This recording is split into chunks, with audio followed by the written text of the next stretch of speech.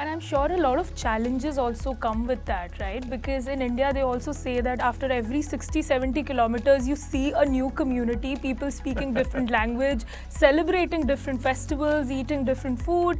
I don't know. And the job opportunities or maybe employment, the things are very different from communities to communities. How do you actually adapt with that, this can be very scary at times. The most challenging part was I never felt alone because I always felt that people were taking care of me. I was a guest. And that's something that I've also found really fascinating. I really appreciate about India, that people, and just South Asia in general, they will take care of your guests. They will never make you feel alone, even if they don't speak your language. There is currently a grant that we gave to the Bronx Community College. It's a college in the United States. Okay. And they're working with different colleges and universities in India to install these weather stations. And they recently worked with IIT Goa to install these weather stations in Goa on campus. And they're together, the US and the Indian students are monitoring weather patterns, climate change issues, air quality. I like that. It's very technical, right? But it shows how our students can work together to solve some of our greater challenges.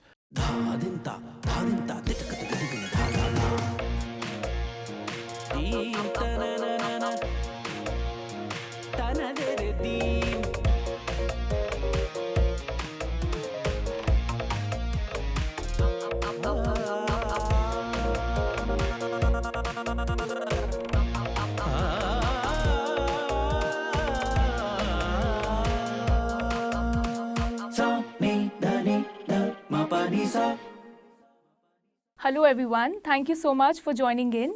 My name is Srishti Pragat and today Impact Talks is at US Consulate in Mumbai, and today we have the honor to have an exceptional guest on our show, a dedicated and experienced Foreign Service Officer, Greg Pardo, who is currently serving as a spokesperson of US Consulate in Mumbai, India.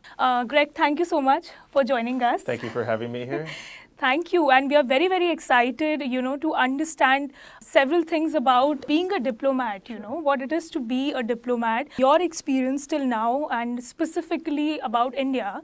Delve into the intricate web of international relations, understanding diplomatic missions, because, consulates are also involved in social impact work, and also primarily also go through the role and responsibility of a consulate.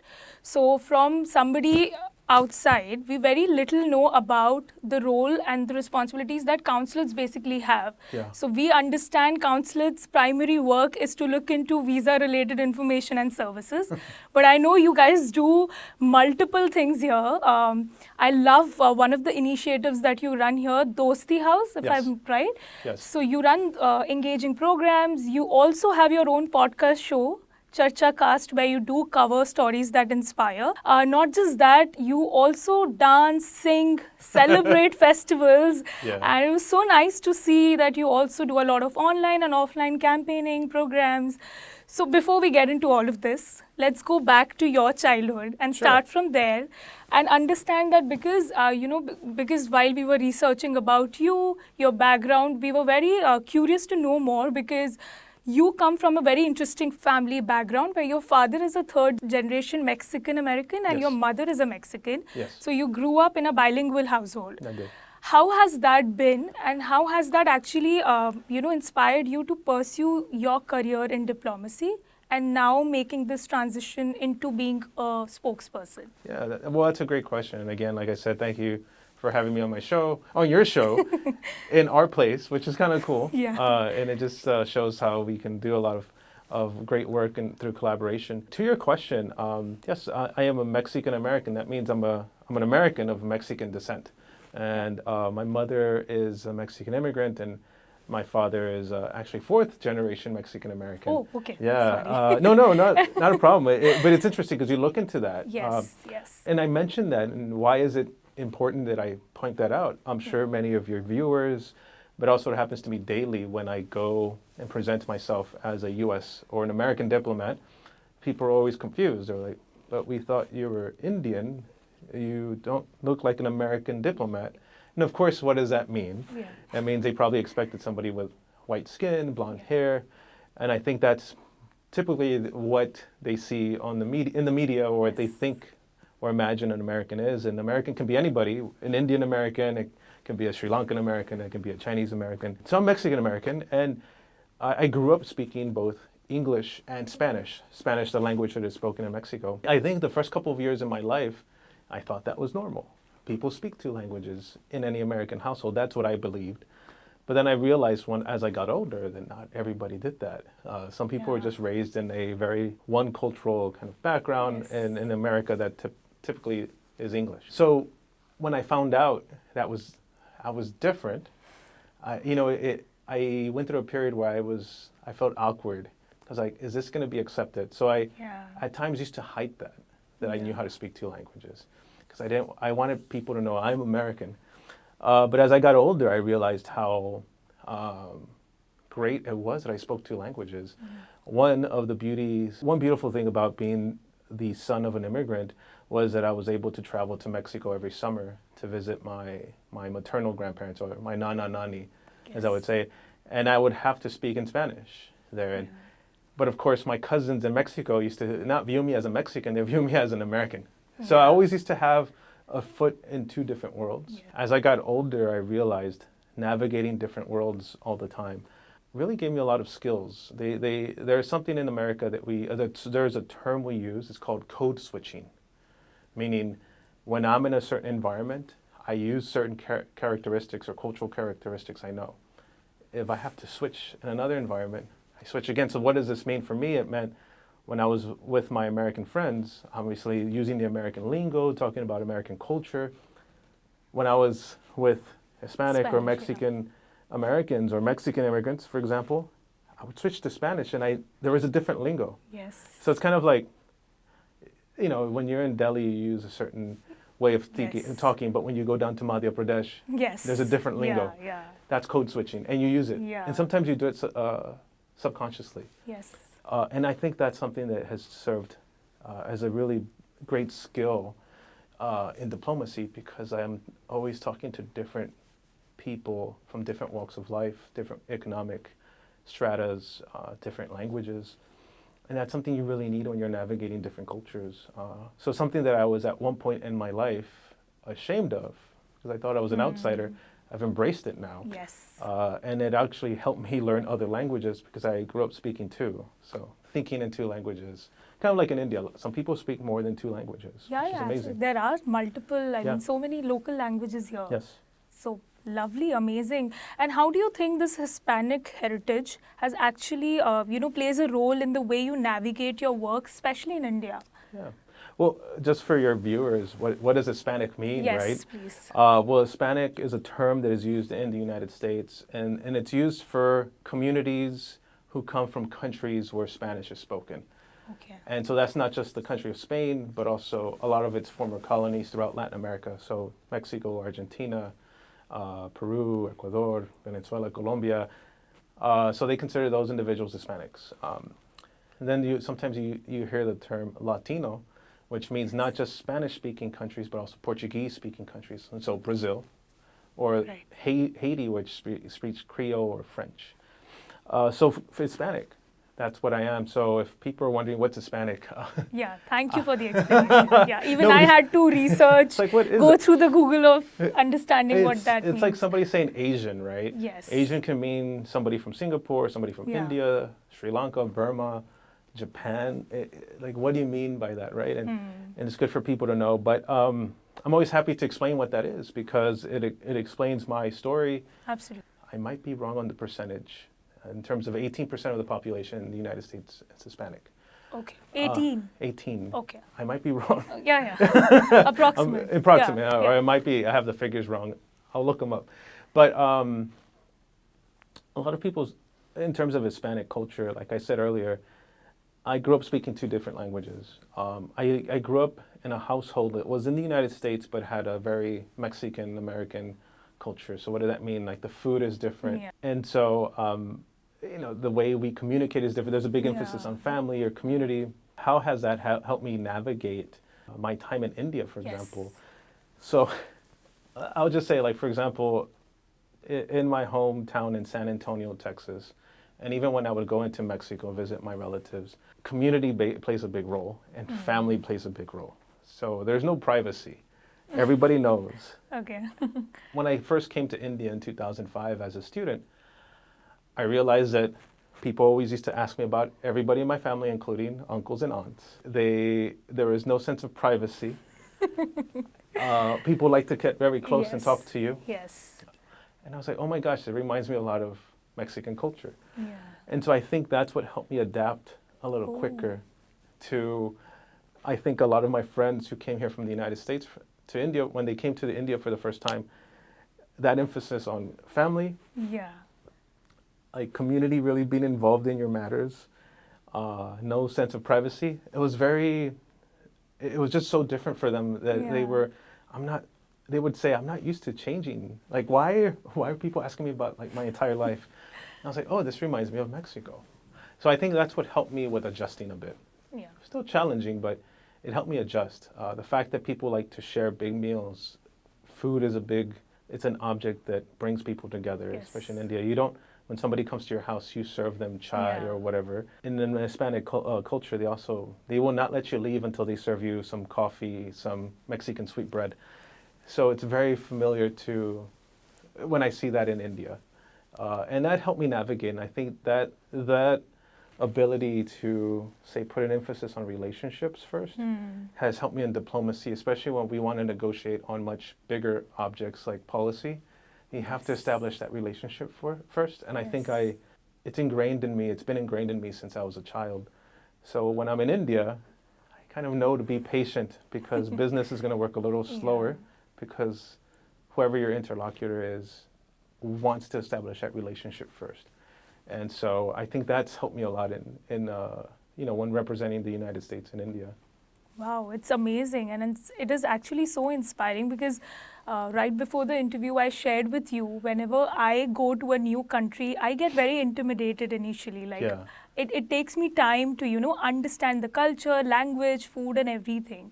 So it must have been challenging for you. And being an Indian myself, sometimes there are a lot of cultural things that even I am discovering right now. So India is a culturally diverse country that, you just mentioned. So can you share some of the cultural aspects of India that you find very fascinating or has helped you, build your perspective about the country?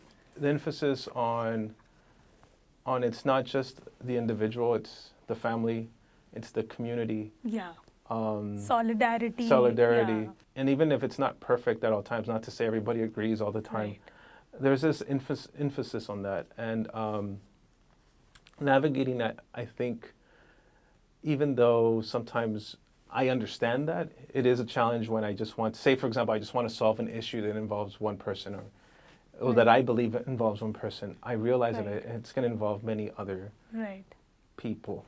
And I think that's been fascinating for me, just to see how important, in America we're about individuality, like self-determination, which exists here too in India, but it's very individualistic in a sense.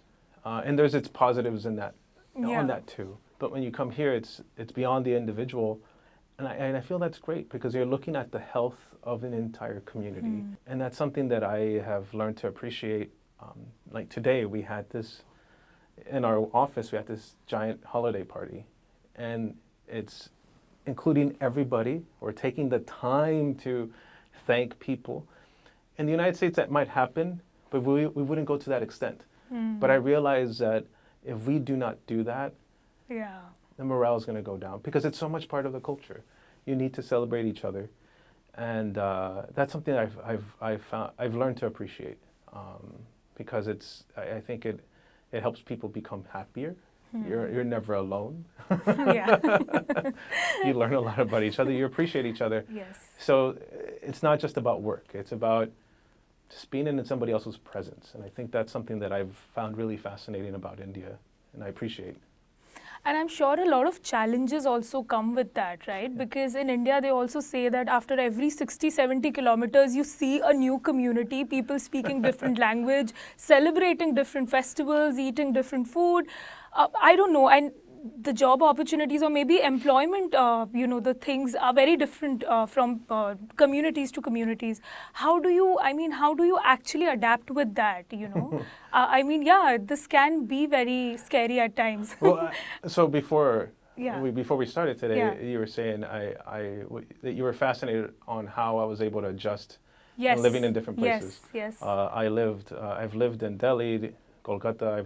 Now in Mumbai. I did a lot of work in Ranchi and Patna. I've been to Bhopal. But I also lived nearby. I lived in 2 different countries in the region. I lived in Dhaka for 2 years in Bangladesh. Nice. And I lived for a while in Burma, in Rangoon. Those are also very different places. I think my ability to adjust as from my childhood, eased the transition, but that does not mean it wasn't challenging. I think the most challenging part was I never felt alone because I always felt that people were taking care of me. I was a guest. And that's something I've also found really fascinating. I really appreciate about India, that people, and just South Asia in general, they will take care of your guests. They will never make you feel alone, even if they don't speak your language. Yeah. But that's the point. When you do not know the language, even if people are taking care of you, it's hard to communicate. So that's when you do feel alone. So I still remember feeling extremely alone in Bangladesh when I first arrived because I didn't know Bengali or Bangla. But I learned. I made an effort. And I made it a goal to learn Bangla or Bengali. That helped me a lot because not only did I not feel alone, now I had friends and I can communicate how I felt, communicate frustrations, but also communicate about work. I was working for an NGO. But you get to enjoy each other's culture. I get to understand the culture much better. Before coming to India, to New Delhi in 2012, I learned Hindi. So I had to study Hindi for 6 months full time. So I know Hindi. थोड़ी थोड़ी हिंदी बोल सकता हूँ. नहीं, काफी अच्छी बोलते हैं आप. We'll definitely come to that. But how many languages do you speak, by the way? 4, 3.5, 4. Okay. So it's English, Spanish, Hindi, and Ekto Bangla. So, but it's important and it helps me. But it helps me communicate, and you're never alone. So whether I'm in Delhi or any Hindi-speaking area, I'm okay. Now, of course, if I go somewhere where they only speak Marathi or Tamil. Or Telugu, then that again it becomes challenging. But I think I've become so accustomed to South Asia in general. I find a way to get along and make friends somewhere. But is it challenging? Yes, because in one place you can be speaking in English, and then you go to another place it's Hindi, another place it's Gujarati, Marathi, Bengali, and then you have Telugu in the south, Tamil, Konkani, and of course that's fascinating, but also challenging at times. But I think what I've done since I first started coming to India is just allowing myself to be invited to people's homes. Even if I don't know the language, communicate with them, have chai with them, have coffee with them, have a meal with them, because I think that's what really helps me create that bond. And I think that at the end of the day, I become friends with people. So my wife gives me a hard time because every time we're going down our street here in Mumbai, I'm always waving at neighbors or the barber shop, the barbers. Or, it's like, you know them? I was like, yeah, they're my friends. I come and chat with them.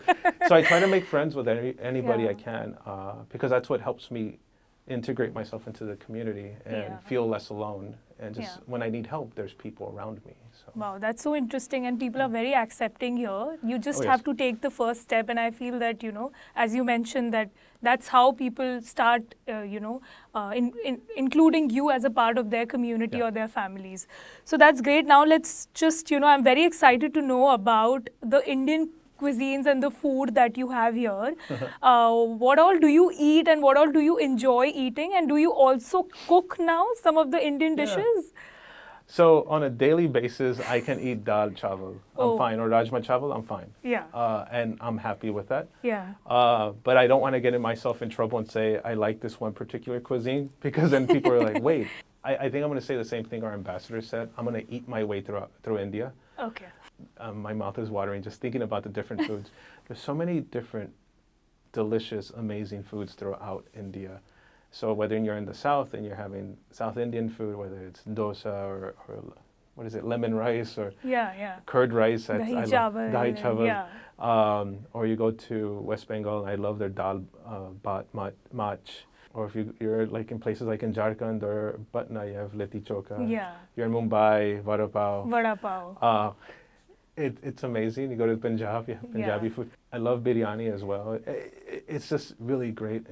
Rajasthani thali. It's really good. I think for me though, if I can only have one thing and it's easy to get, it's dal chawal. I'm happy. That's the comfort food It's a even for comfort- the Indians. Most of the Indians, and I feel. think it's because like, or rajma chawal, because Mexicans we eat rice and beans. Oh, yeah, And right. a thing called yeah. tortillas, which are like rotis. Rotis. So for me, dal chawal and some roti, I was like, oh, it's like Mexican food. It's like ghar ka khana Yeah, gar ka for khana. you. So I can have it.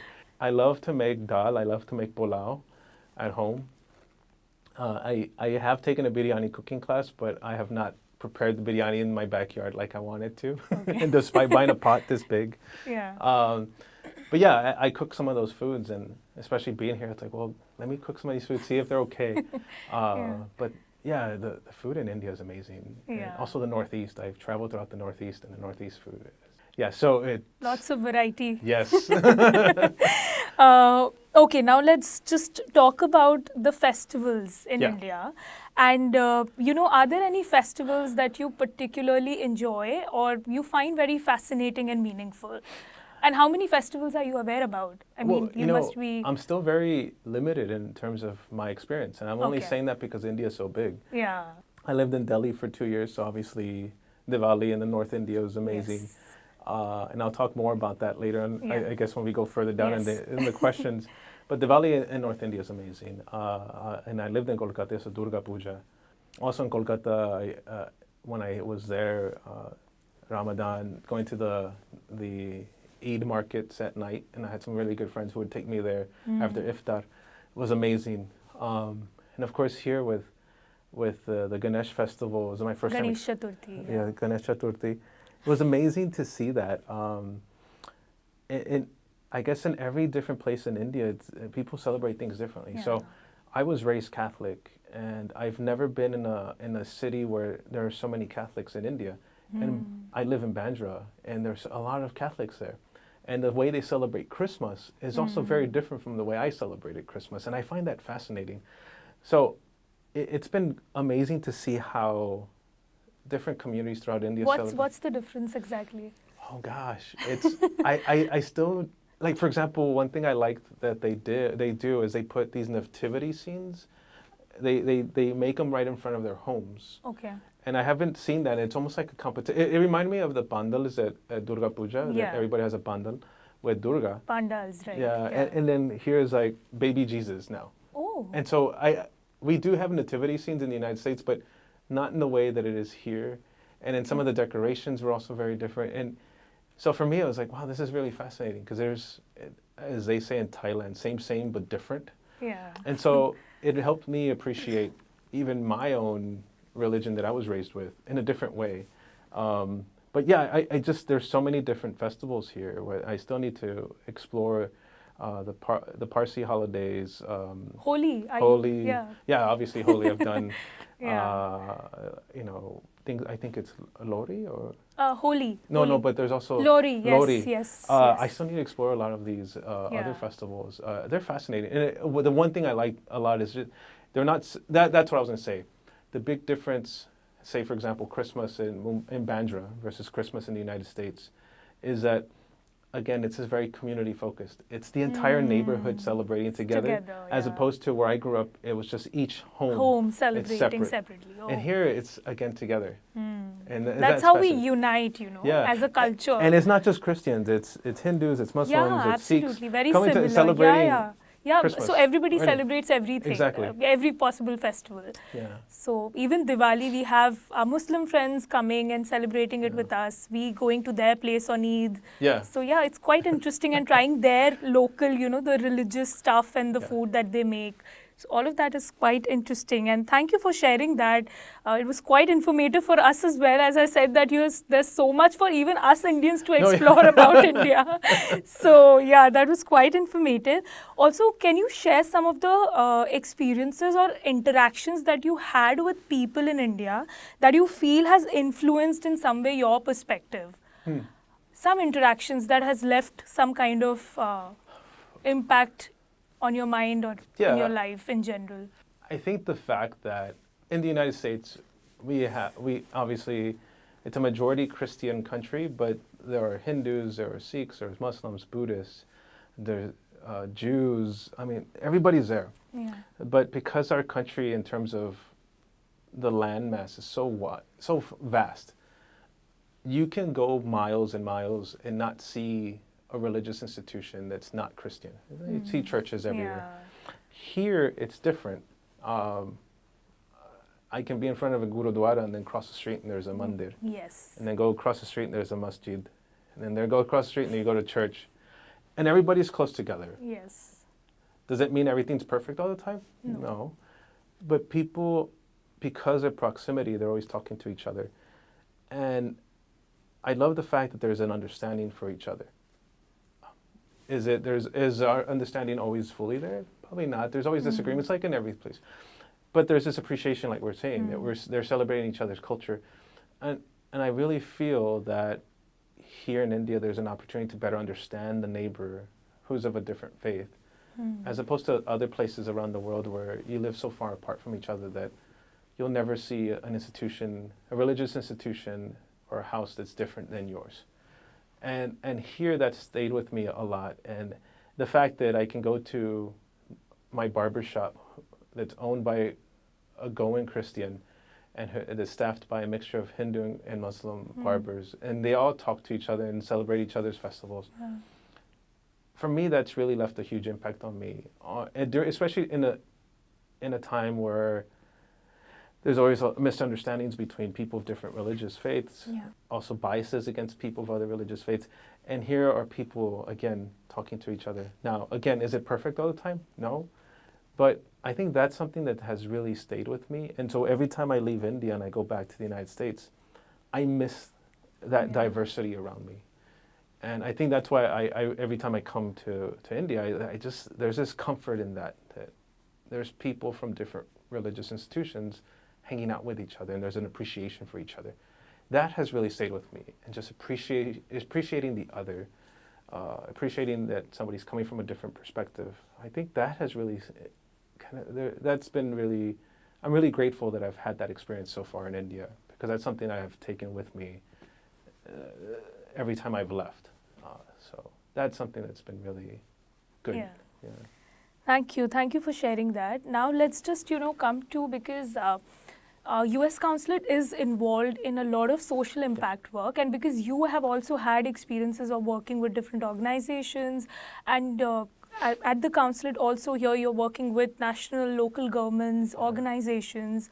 What are the priority areas where, of the US government in India, basically? And what all issues are you working on, and how are you working exactly? Because as an outsider, we have zero idea. And how can organizations or maybe partner donors can collaborate with you in any way? Yeah. Well, the US Consulate here in Mumbai, obviously a lot of people think we only do visas. Exactly. And there is a visa section, obviously.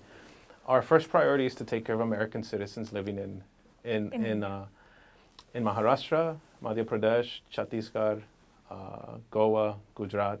So that's our priority. Also, giving visas to Indian citizens who are wanting to travel to the United States for tourism and business, to study, to work. But we're also here to facilitate business between the United States and India, trade, here to promote US higher education, also collaborations between the United States and India on university partnerships.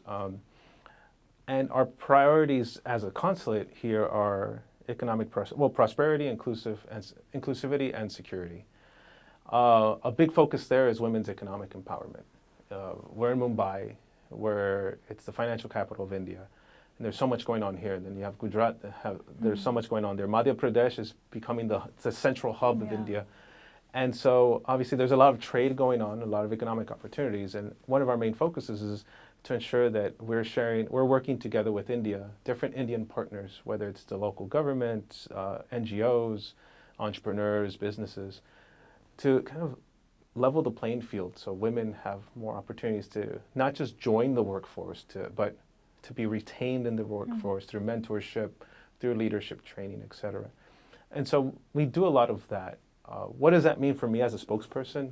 That means working with our team that developed some amazing digital media and storytelling in terms of what women leaders here, entrepreneurs, corporate leaders, what are they doing to create opportunities for other women, but also what can other people do, including men, to help be good mentors, to be allies for women, and also identify what are the challenges.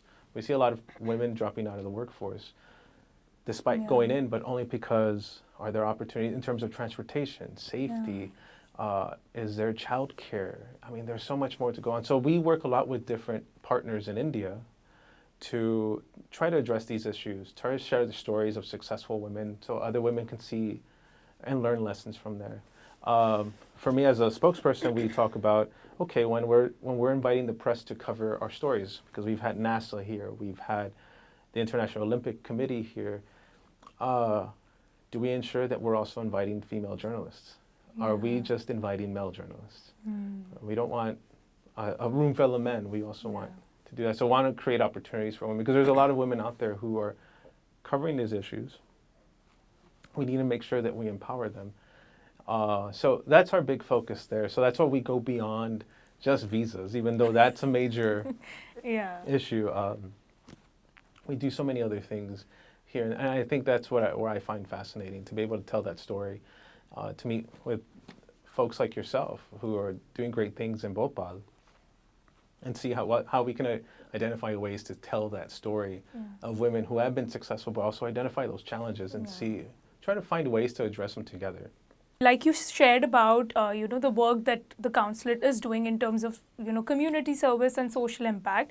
Can you share some of your favorite projects that are helping promote this US-India partnership? Well, I'll share a couple. There's one that I'm not involved in, but I'm a big believer in. Well, I am involved in an indirect way. There is currently a grant that we gave to the Bronx Community College. It's a college in the United States. Okay. And they're working with different colleges and universities in India to install these weather stations.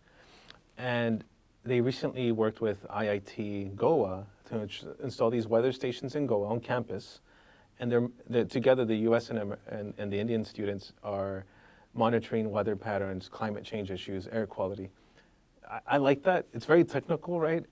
But it shows how our students can work together to solve some of our greater challenges. That's something that I really like seeing. We're doing it. We're telling the story. At least our team is telling the story through digital media. So we were able to shoot the video and have that on social media just to show people this is what our two countries can do. We also brought the press over and they covered it, and they were excited to see that, because usually the discussion is always having Indian students going to America and studying there, and this time it's American students coming to India, working with Indian students together to install these stations.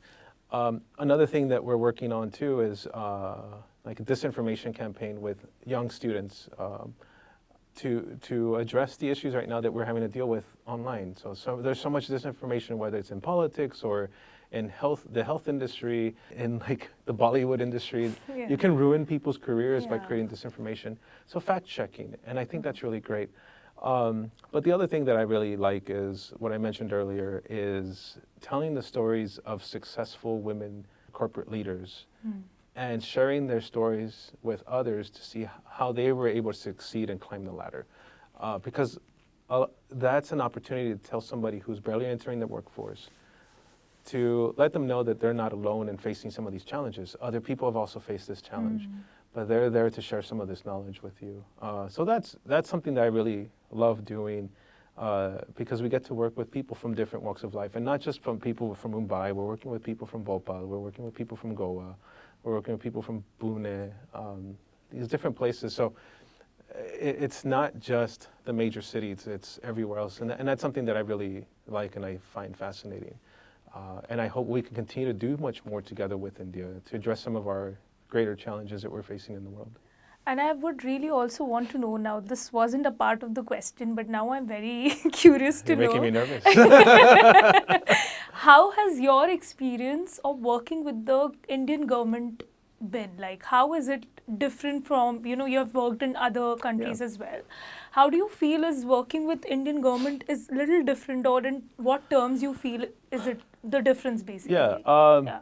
I think the difference is because I have had so much experience in India that I know a lot about the culture. Yeah. So I've worked with Indian government officials in Washington, D.C. Okay. When I was on the India desk. So I used to work a lot with the Indian embassy there. And my counterparts, obviously, when they found out that I speak some Hindi, some Bengali, but also that I've lived here, Yeah. I think for them, they found it easier to work with me because they knew that I understood where they're coming from. Yeah. I knew that when they say, hey, let's go have a meeting, that meant they wanted to go have a 2-hour lunch to discuss business. Yeah. And so that was really helpful. Here, it's the same thing. I've worked a lot with counterparts in Delhi when the president came a few months ago for G20. So working with some government officials there to get permission to have American news outlets on top of the rooftop. That was great because I was able to use some of my Hindi. And then here locally, when I say locally, like in places like Mumbai or Bhopal, where we're negotiating meetings between our consul general and the chief minister, things like that. Again, it's this whole process of, it's not just the transaction that you want to work on. It's like, well, who are you? Where are you coming from? Where's your family from? Understanding that, and also them appreciating the fact that I've lived in India before. They say, okay, he knows how we do business here. And so I think that's helped me out a lot in our relationship. Now, do we always get what we want on both sides? No. Yeah. Do we have disagreements? Yes. But I think it's been great to work with some of my counterparts in the Indian government because we both see how important it is to work on our relationship because there's so much going on between our two countries. And that we are excited about. Now, we approach it differently because we have different priorities. Yeah. But that's been fascinating. And a lot of them have become good friends that I've remained in touch with. Even now, when they're no longer working on the U.S.-India relationship, where they're working in other countries now, we still stay in touch. I've become good friends with IPS officers, for example. There was one who called me the other day just to see how I was doing. He's from Ranchi. He's an IPS officer based in Ranchi. And he was like, hey, how are you doing? And I was like, I'm doing fine. Like, thank you for calling. And he was like, just asking to see how my son was doing and everything. And I was like, that's really cool. And he's like, well, when are you going to come back to Jharkhand just to visit? I was like, soon. And that's really nice. But it's beyond just the work. It's a personal relationship. But like I said, again, I think we both see how important it is to continue to build this relationship together. And I think that's the excitement that we have or sense when we work together. So even when we have minor disagreements. So whatever the priority areas that the US government has for India basically, is it based on the research that you do, or how do you kind of pick up, the issues that you feel are important for this country? Well, right now, I mean, major issues is one, strengthening the military relationship. Yeah. We're doing a lot more between our two militaries are doing a lot more together in terms of exercises. We're working a lot to try to do cooperation and co-development of different military systems. Trade is at $191 billion. That's a big increase compared to 10 years ago when you look at that. So when you see the writing on the wall, you have to go and help that. There's also there's almost over 200,000 students or over 2 lakh students from India studying in the United States. It's all there. So those are our priority areas that we want to focus on. In addition to much more, whether it's collaborating on healthcare, collaborating on the cancer research areas, collaborating on energy, collaborating on climate. And those are the areas that we really need to focus on because that's where naturally, even without the government's involvement, a lot of things are going on. So obviously military, we do a lot together. But for example, business between the United States and India, that's going on its own. Yeah. So we have to go and identify ways to make it easier between our two countries to do business with each other because all these business leaders are working together. Universities working together. That's happening on its own. So how do we help them increase that? NGOs working together to eradicate poverty, for example. How do we support that? So those are areas that we're really trying to focus on because there's so much going on between our two countries. And one of the key players in that is the Indian diaspora in the United States. So people who are Indian American or people who are Indians who immigrated to the United States and are working there, they've been helping this relationship go. And so we work a lot with them as well on that. Thank you for sharing. Now let's do a fun segment. Yeah, sure. I think we have had a lot of serious conversation. So because we are very excited to see your, your grip on Indian languages and Hindi specifically. Okay. So, so I'll ask you some questions. It's up to you if you're comfortable answering in Hindi or whatever. Like you मैं can choose. कोशिश करूँगा क्योंकि मेरी हिंदी नहीं अच्छी नहीं है तो नहीं, काफी मैं अच्छी है। धीरे-धीरे बोलता हूँ तो Okay. No, so but I do agree that Hindi is not an easy language Yeah. to learn, I mean, it's kind of like easier to learn English. I think out of my experience, I can say that. Okay. Yeah, so kudos to you for the effort that you made to learn Hindi. Okay, so can you speak how are you in 5 different languages or maybe 3 different languages? 3 different Yeah. languages. So, how are you in English? Yeah. In Spanish, ¿cómo estás? Yeah. In Bangla, apni kamo na chin. And in Hindi, aap kaisi hai? Okay. Sab बढ़िया? तबीयत ठीक है? Lovely. क्या हाल है? Lovely. Okay. Are there any Hindi words that you find very interesting and that you kind of use very often also? I love जो सुनने में बहुत आपको अलग लगते हो. I love it when people say, "Are yaar." Yeah, this is like a Must irritate karna yaar. That yaar is always Yeah, there. yeah, It's like, yeah, and I like that. yeah. I know it's like people say it's like, dude. Yeah, I like it. I just hear it all the time, and I also say it a lot. Are yaar. lovely. Or baap re baap. When something happens, like Baap re baap. Yes. Okay, what Bollywood movies do you like? oh man, that's a good question. Old ones, Vakt, Okay. loved it. Okay. I thought things like Mother India, same Yeah. thing. Sholay is one of my favorites. It's a Oh. cult classic. I think Dharmendra is an amazing actor, handsome guy. Yeah. I think was it Evening in Paris? Yeah. That was also fun. Yeah. Leadist.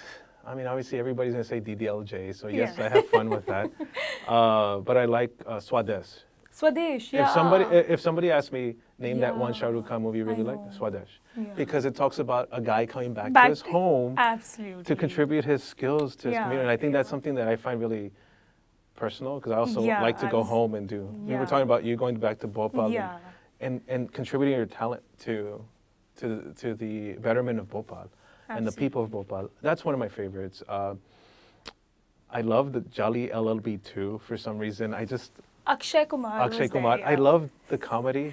Jolly LLB 1. I mean, Yeah, the that was first one also- is also very they're just funny great. and interesting. Yeah. But other films that I've also enjoyed that I think I really liked is like Masoom, Monsoon Wedding.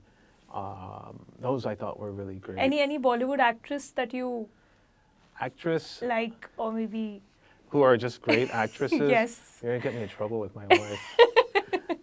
I think Tabu is an amazing Tabu? actress. Yeah. She's my favorite also. She's amazing, and Yeah. her presence on screen. is Her great. personality. Her yeah. personality. Who else in terms of another actress that I just love watching them on screen. I think it's Tabu. I think I really liked Jaya Bachchan in her early films. I Yeah, just liked yeah. her energy. I was Yeah. like, I can just sit there and just have fun watching them. So Lovely. And is there any Bollywood song that you're listening to right now? I saw one of your videos where you were singing that Spanish part of that Oh, yeah, Indian from- song, no? I don't exactly remember En the esta song. noche. Exactly. But the one song I'm listening to a lot right now, constantly, it's from Masoom. It's Lakri. No, what is it? Lakri. I'm forgetting the second part. We're gonna have to cut here. Oh, okay. Lakri ki kati. Oh, lovely. Because my son, Yeah. he goes to sleep to that. Oh. Or he'll pay attention to it. He's 9 months old, and he'll Yeah. just sit there when that song comes on. Wow. So that and Monica, oh my darling, he loves that song. He just sits there. Any other song he doesn't care for, but those 2 songs, you watch. So I'm listening to that a lot now. Great, awesome. And now that you mentioned about your family, Yeah. because you're married to an Indian, how Mm-hmm. has this cross-cultural marriage enriched your life and provided you unique insights into both the culture? Oh yeah. Yeah. Well, yes, I am married to somebody from Ghaziabad, UP. How did you meet her? Like, We worked together at the U.S. Embassy in Delhi. oh, So she was working there. She was working for Bank of America after graduating from St. Xavier's here in Mumbai. Okay. So she went back. She was working she didn't want to get her master's right away. She wanted to work, and her father was disapproved of her not going Yeah. to get her master's right away. And she did later on. So we met there. And it's a long story of we lost her passport. She asked me because she knew I was working Okay. in the embassy, and we helped find her passport. And then after that, one thing led to another, and 5 months later, we were going out for chai. And then after that, we were hanging out a lot together, Yeah. and we got married.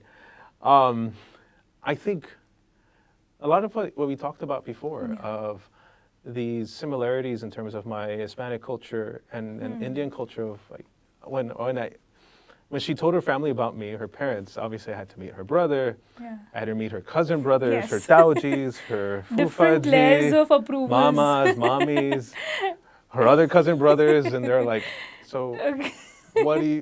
why do you want to, Yeah. are you just having fun or are Yeah. you serious? Yeah.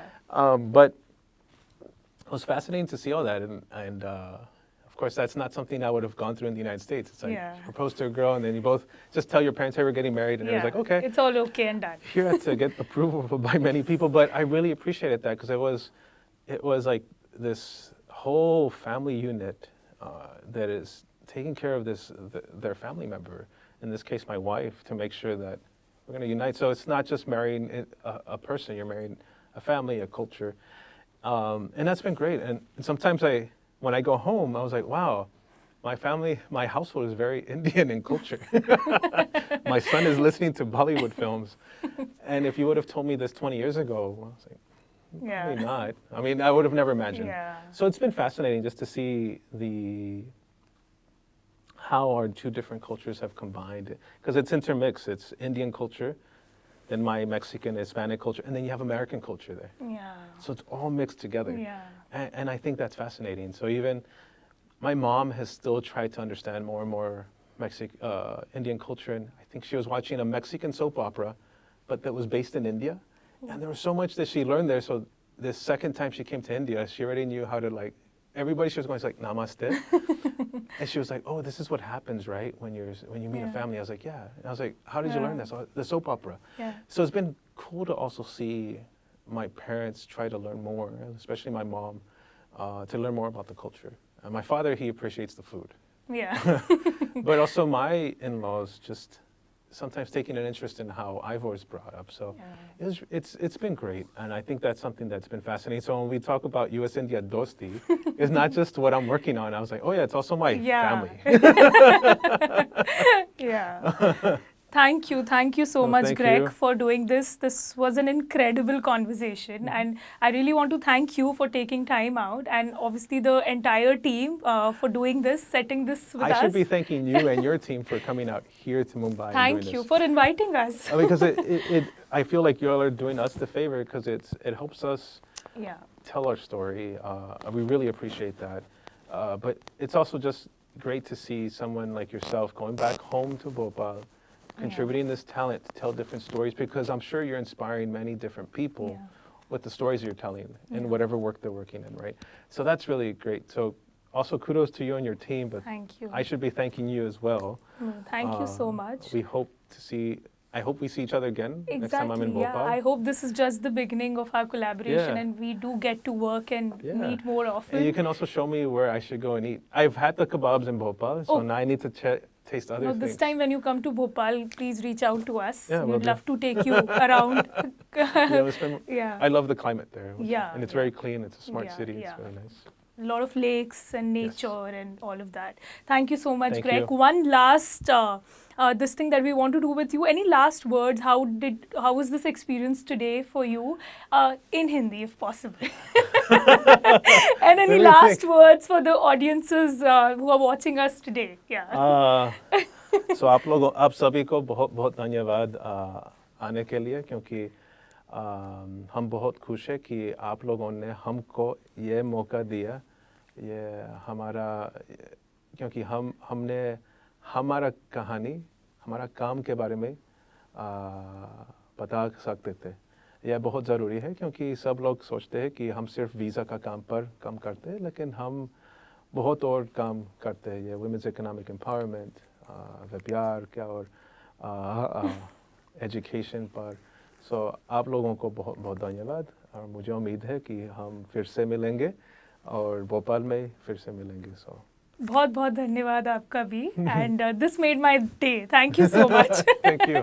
Thank you.